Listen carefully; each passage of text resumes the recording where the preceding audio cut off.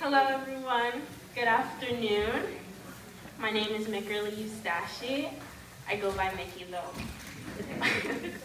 And I'm a second-year computer information systems student here at Reading Area Community College. Our guest of honor today has made history in 2021 when she was elected as the 49th Vice President of the United States, becoming the first woman, the first African American, and the first South Asian to occupy the VP office.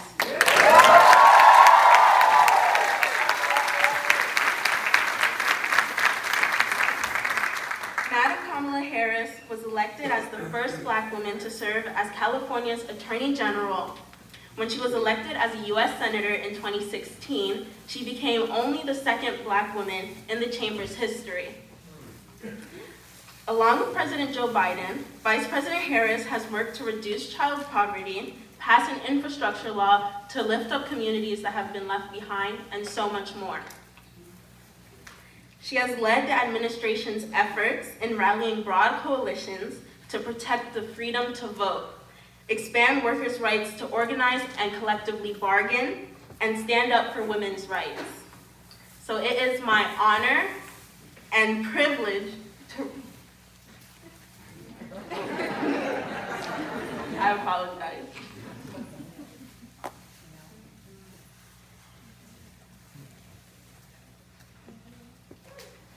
Okay, I'm going to be introducing actress Ann Gonzalez.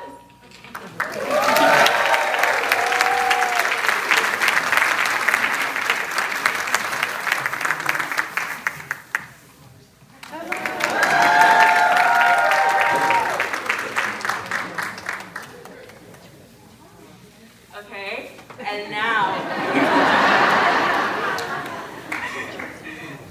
it is my honor and a privilege to represent RACC in welcoming Vice President Kamala Harris.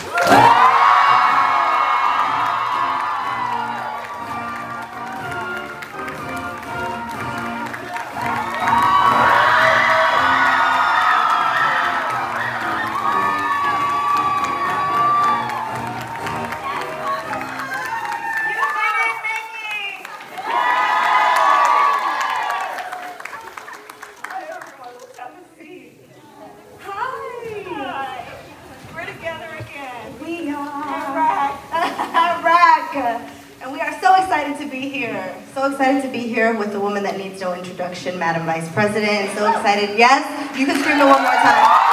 We can do it. We can do it. And really excited to be here with all of you guys. First and foremost, I think it's super amazing that this summer alone, you've embarked on a tour to meet with America's young leaders, 17 different states. You've been to Colorado talking to the youth about climate crisis. You were in Virginia talking about advocates for gun violence. And now you're here on a college tour. Yep, right, how amazing for Reading Area Community College. And you've been serving a lot of Hispanic, Latino college campuses. Why embark on this tour and why Reading? Well, first of all, I know what you are doing here in Reading. These are extraordinary students, and you all, I'm here because I'm counting on your leadership to help direct our country based on a vision that is about understanding everyone should be free to live their best life, and that we will fight for those freedoms each and every day.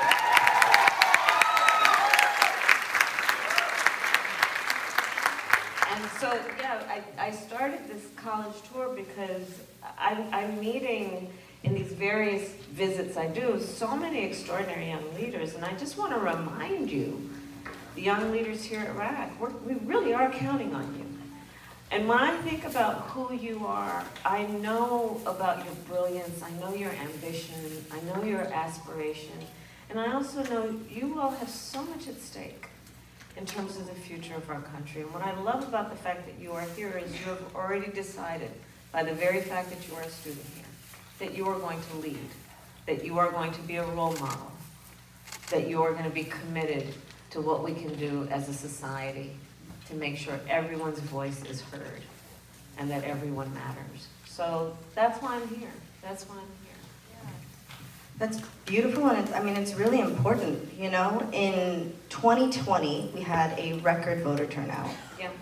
And in 2022, we had a near youth record voter turnout. Yes, so that's all y'all. So I'm assuming we have some people who voted for the first time here in 2020, and probably for the first time in 2022. And now we have people who are gonna vote for the first time in our 2024 election, which is really exciting. Why is it so important that we use our voice? And how do we garner information to do so? So to your point, Annie, can I see a show of hands who voted for the first time in 2020 or in 2022? That's fantastic. That's fantastic. And by the way, today is National Voter Registration Day. So for everyone who is not yet registered, please use the celebration of today as a way to get registered. And I also want to give a shout out to the governor, because today they have announced that when you renew or when you apply for your driver's license or state ID, you're automatically registered to vote. So let's make sure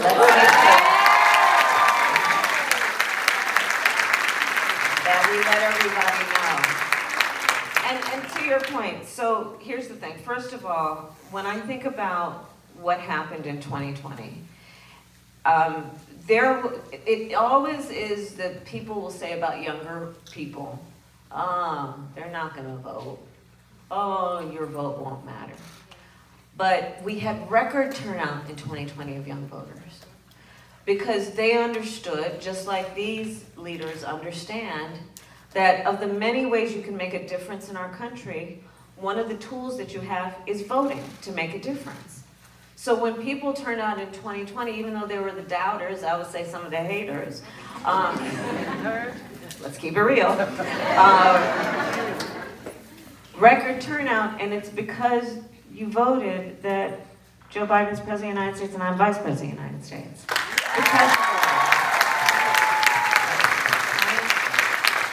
Because young people, and in particular young voters, said we are going to direct and decide what is the direction of our country, we had a whole initiative that's about forgiveness of student loans. Now, the court just recently went against us on that, but we're not going to stop fighting for that. Yeah,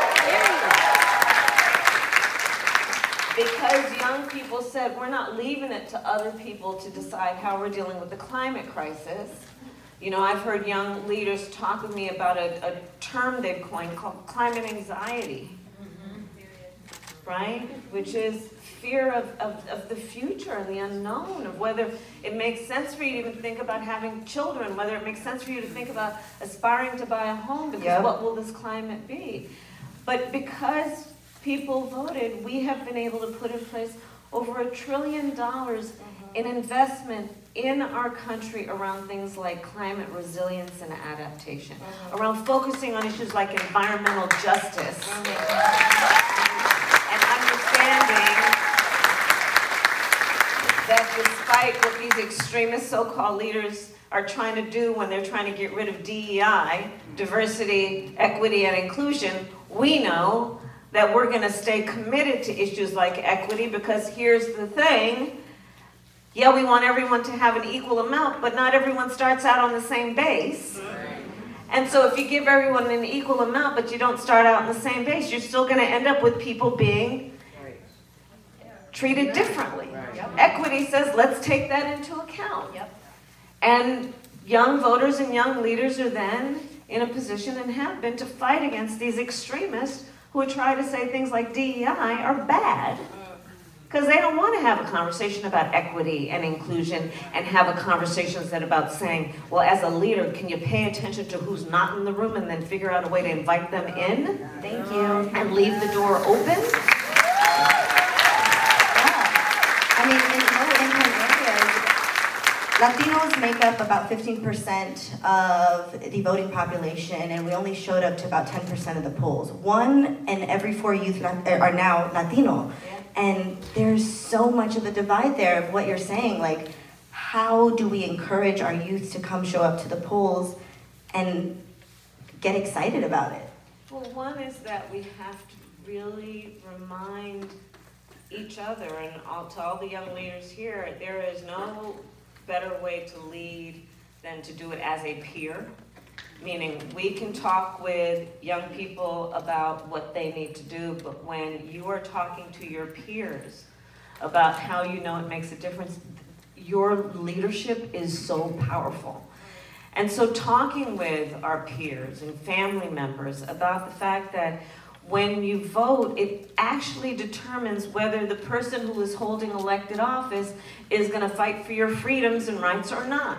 Whether that be the freedom that you should have to just be free from attack, free from hate, free from gun violence, free from bias, free to love who you love and be open about it, free to have access to the ballot box without people obstructing your ability to exercise your civic right to vote in terms of who will be the people holding elected office and leading your country.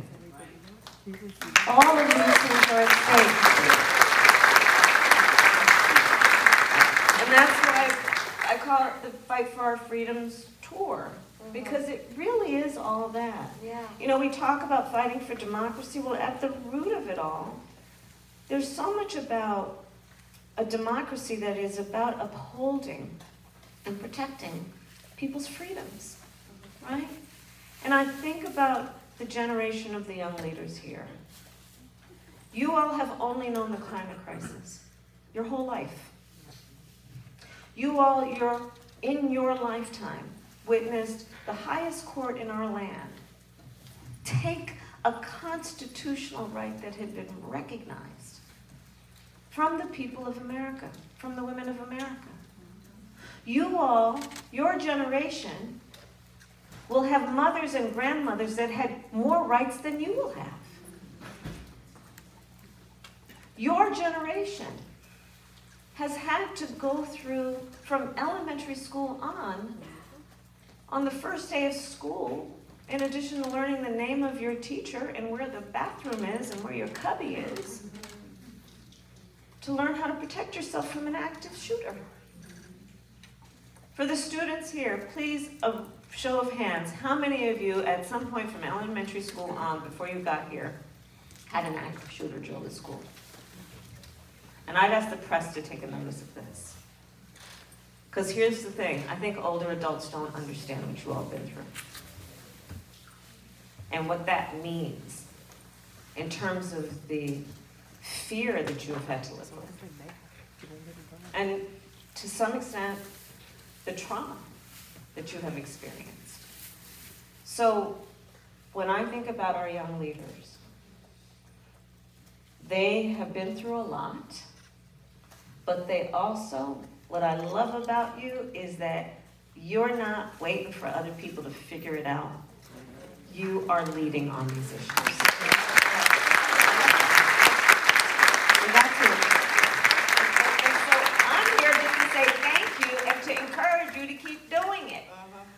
I'm here to say, you know, I have several expressions, but one of them is, I eat no for breakfast.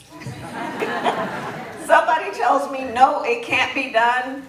No, nobody like you has done this before. I don't hear that. Yep. And nor should you ever hear that. It can be done. These things can be fixed. They can be addressed if there is a will and the courage and the determination with a sense of urgency And knowledge. and knowledge.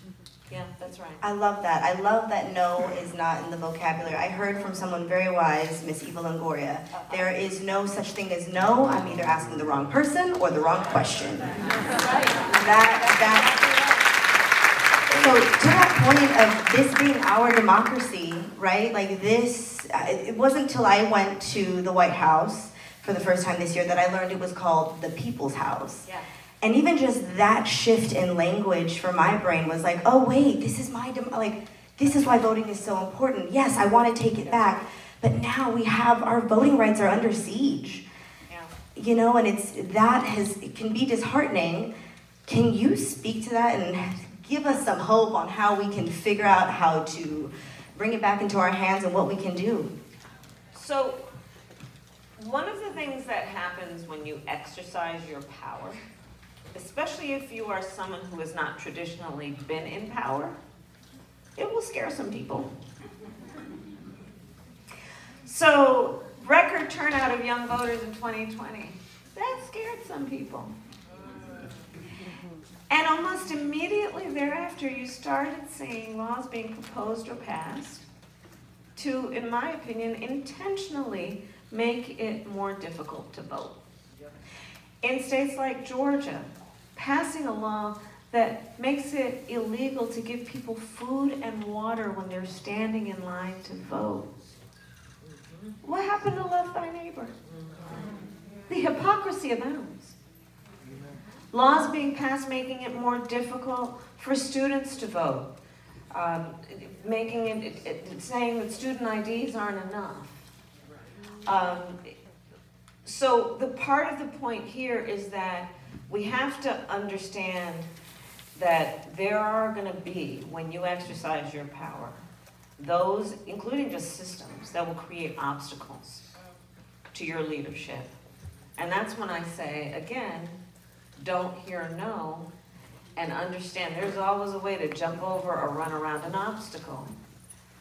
But don't let anything get in the path or in the way of your leadership. But there are efforts underway to do just that. But then you have, by contrast, what has just happened and was announced today by Governor Shapiro, where you can automatically register when you apply for a driver's license or renew your driver's license or get state ID. So see also the examples of how things are supposed to be. See also and know also that it doesn't have to be this way. And that's another part of it, which is learning to not accept what some people will suggest, which is that, well, it's always been that way, that's the way it should be. Come on. And so, I mean, the reality is that that's actually very narrow-minded to think that. Talk about to it. To think that we should just be content with status quo, with the way things are. The point about progress is to have the ability to have a vision and a belief and some faith in what can be, unburdened by what has been, and then going for it. And I will say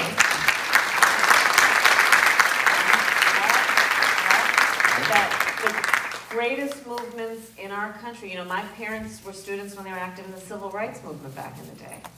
The greatest movements in our country that has been about the empowerment of people, the fight for equality, for freedom, the expansion of rights, those movements have almost always been led by students. And so again, I'm here to encourage you to do what you already have decided to do.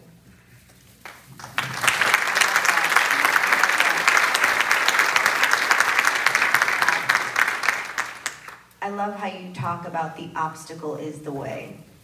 It's gonna happen regardless. We gotta keep fighting. And she's so right. Y'all students, this is in your hands. Y'all are brilliant. You have this. Thank you so much, Madam Vice President, for answering my questions. Now we have some questions from our students here. Good. So let's turn it over. Let me stop taking y'all's time. So can I have our first student, please, Nanji? Go ahead.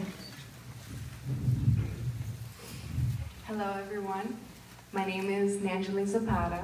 I'm a second-year student at RACC. I'm a proud Hispanic, and I live here in Reading. Woo!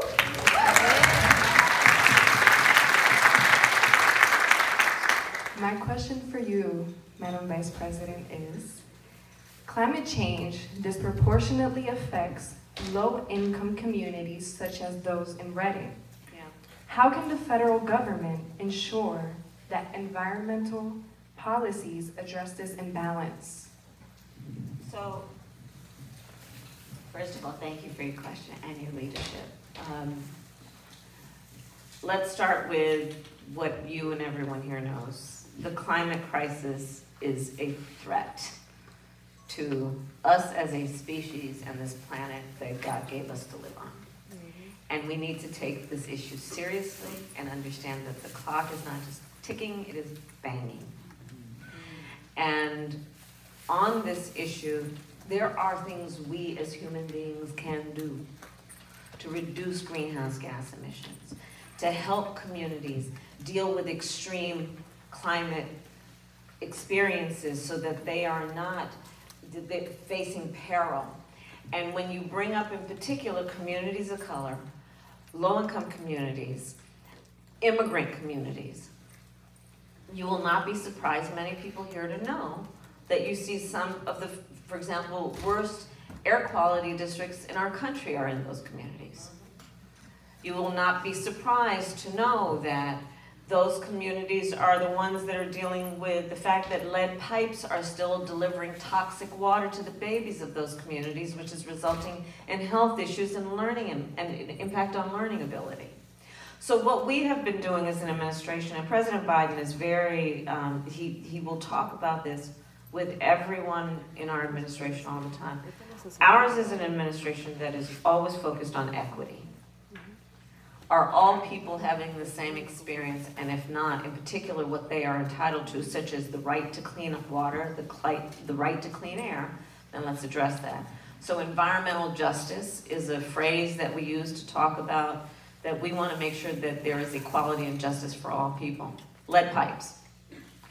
The grandparents in communities that have had those lead pipes have been for years saying, look, we may not have a medical degree, but we know what this is doing to our babies.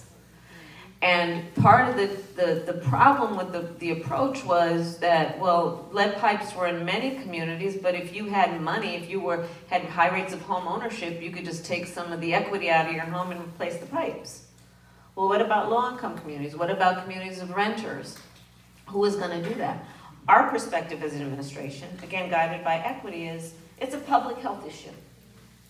When the babies of our community are suffering and becoming sick, having learning disabilities because of that toxic water, it is our responsibility to address it as a public health matter, and that we will take care of it and pay for it as a government. And that's what we decided to do. And so we are now on track to remove every lead pipe in America because of that kind of approach.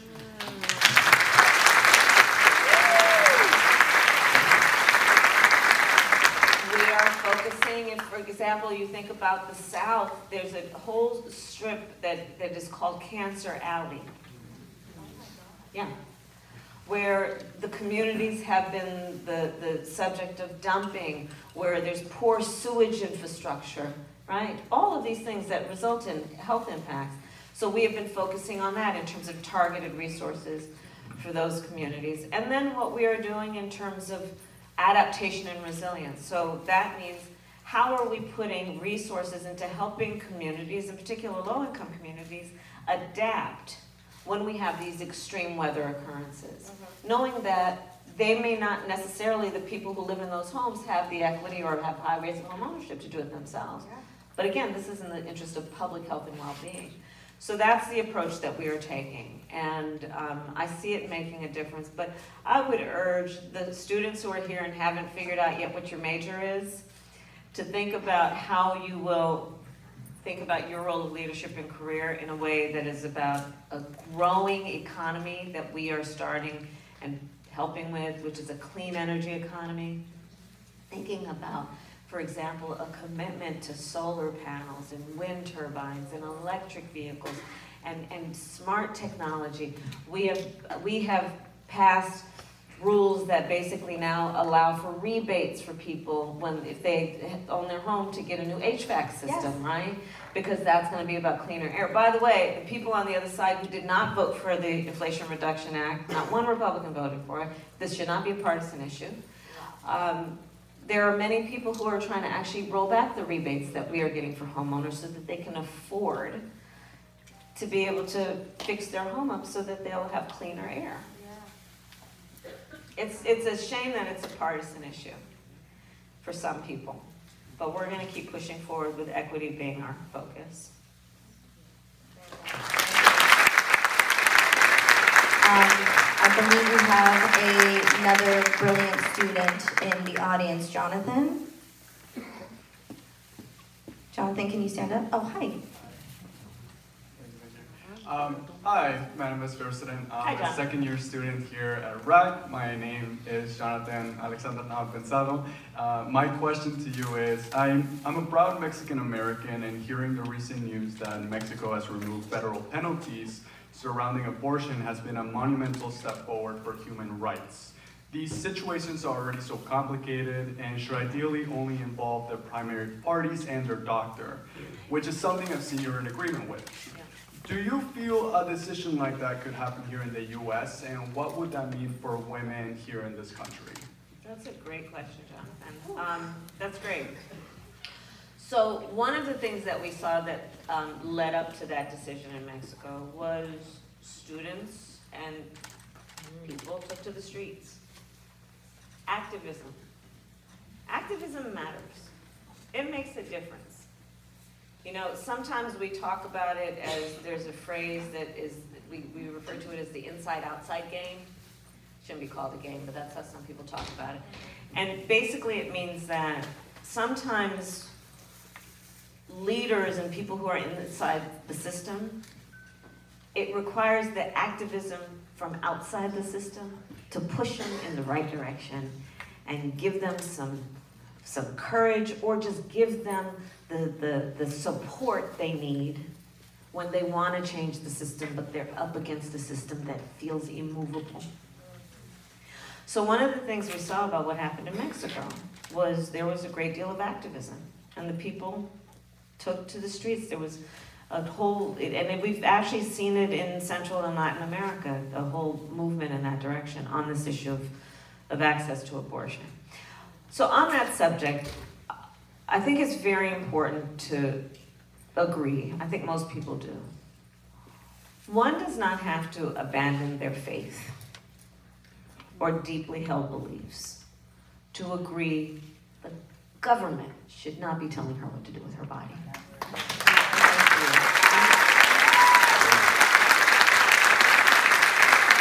So if she chooses, she will talk with her priest or her pastor or her rabbi, but the government should not be telling her what to do. The other point I will make is this, and again, this is real talk and everyone here is grown. You know, after it was in the Supreme Court, the Dobbs decision came down, and they took this constitutional right from the people of America. And these extremists in these states, many of them started proposing or passing laws that would criminalize healthcare providers. Some providing for like serious prison time for a doctor or a nurse or a medical health professional who is doing their job. We have seen laws being proposed and passed that make no exception for rape or incest. And now, I'm going to get into the detail of that, and I know it is difficult to hear and certainly to talk about, but it's important because I will say to the students here, when it comes to public policy, we always have to ask, how does this affect a real person? Not just, oh, intellectually, I think that the debate is this, and that.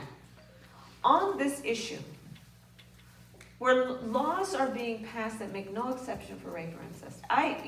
Many of you know my background was as a prosecutor, and part of the reason I became a prosecutor was my best friend in high school was being molested by her stepfather. And when I learned about it, I said to her, you have to come live with us. I called my mother said, yes, she has to come live with us, and she did. The idea that someone who calls themselves a leader would say to a survivor of an act of violence, a violation to their body, and say to that person, that survivor, and you don't have the authority or right to make the decision about what happens to your body next, is immoral. It's immoral. And this is what's happening in our country. Like I said earlier, the fact that you, the students who are here, will know fewer rights than your mother or your grandmother. And again, this is the reason to really take seriously elections. Because what the Supreme Court took away the United States Congress can put back in place in terms of those protections under a case called Roe v. Wade. And Joe Biden has been very clear. He will sign that bill to put back in place those protections. Right? So You gotta show up. you gotta show up, and again, remembering that, you know, I know that young leaders are sick of hearing people fought and died for your right to vote.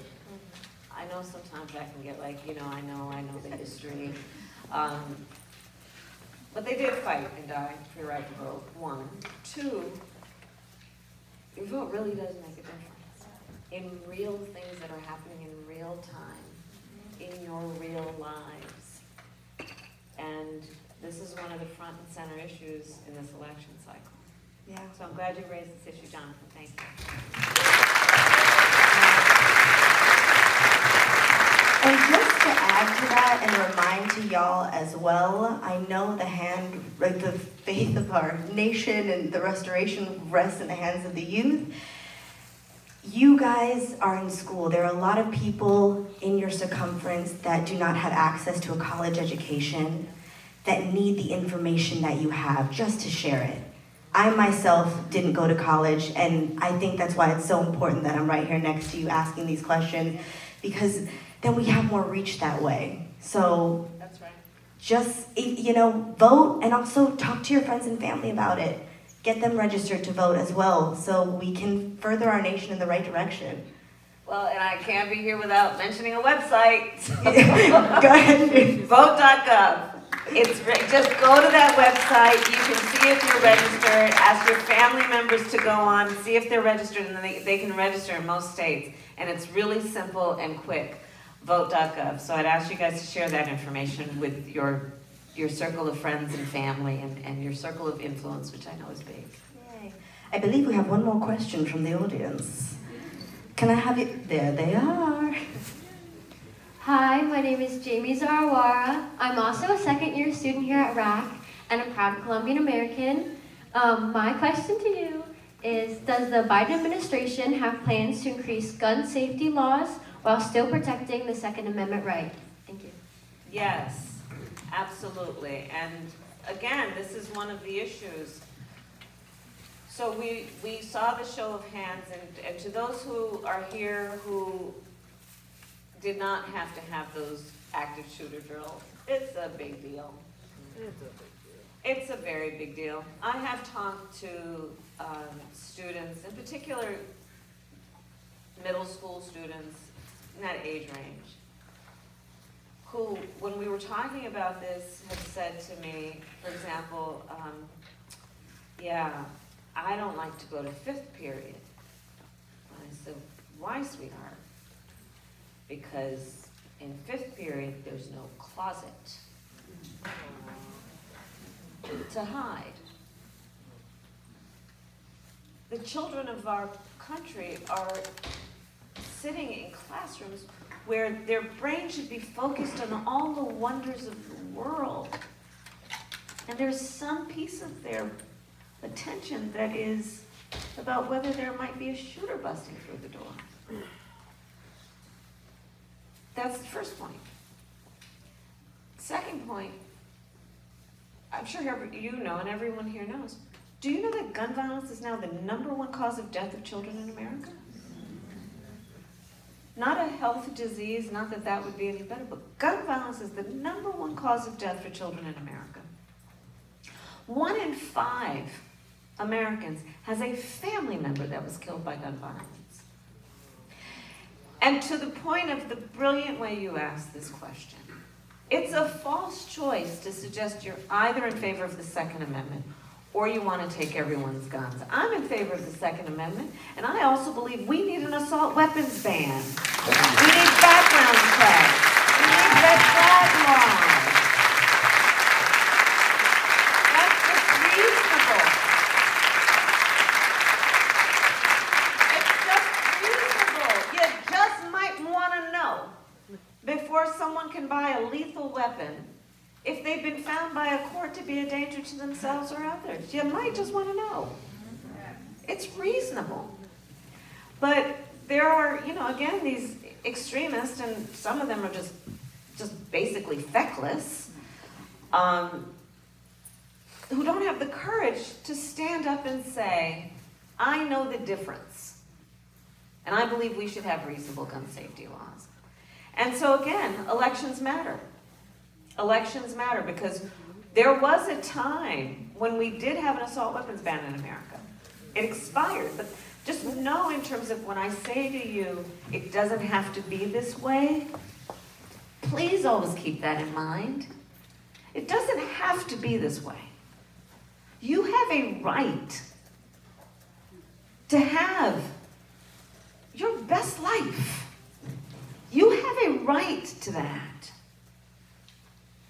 And so it's a matter of having the people in Congress who do this, because it actually, some of the things we need to do don't require that much creativity. Pretty basic, you know? But we need people who have the courage, and again, that's why elections matter. I am so certain that when the students who are here, when you all in your generation starts voting in your numbers, so many of these things are going to change. I'm certain of that.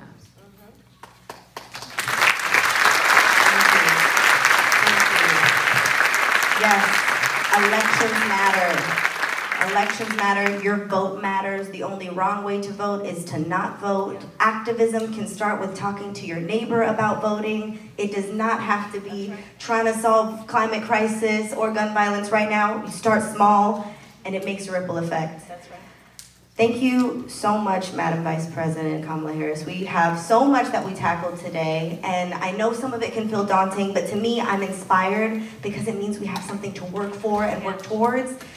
Can you leave us with some words, some uplift? I mean, you already have, listen, you've done a lot, but can you give us some more zhuzh to end on such a brilliant note for today and to remind our beautiful students here to go register to vote? There is voter registration outside. Right. Leave us with some words to give us some hope to keep fighting the good fight. Thank you, Annie. First of all, it's so great to be on stage with you, and thank you for using your voice in so many ways. It's about uplifting others. And I guess on that point, I would say this about leadership. So I think there's this almost perverse thing that's happening in our country recently, which is to suggest that the measure of leadership is based on who you beat down, when in fact the true measure of leadership is based on who you lift up.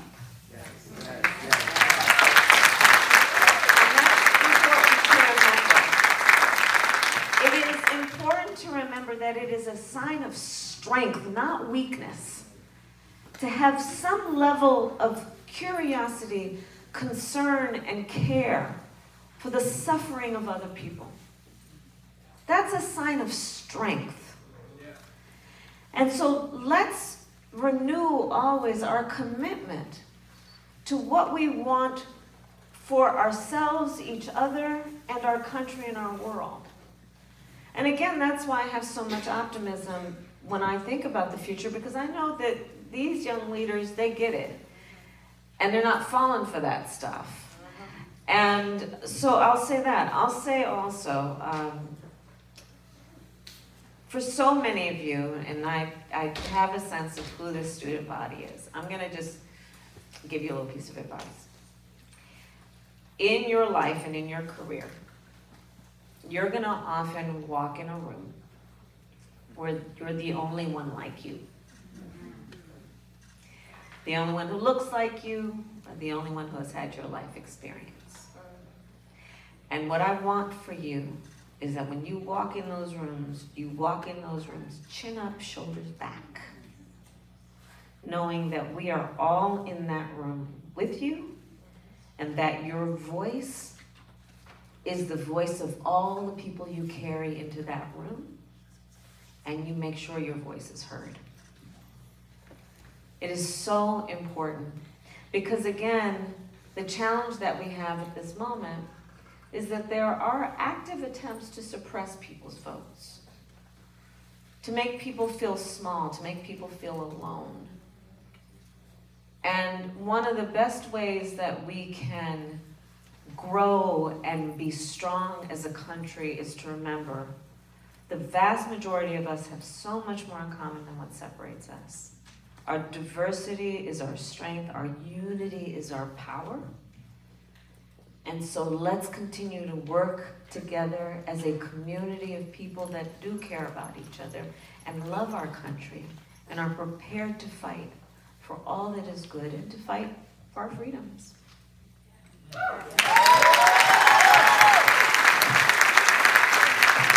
Thank you. Thank you so much. Thank you guys here.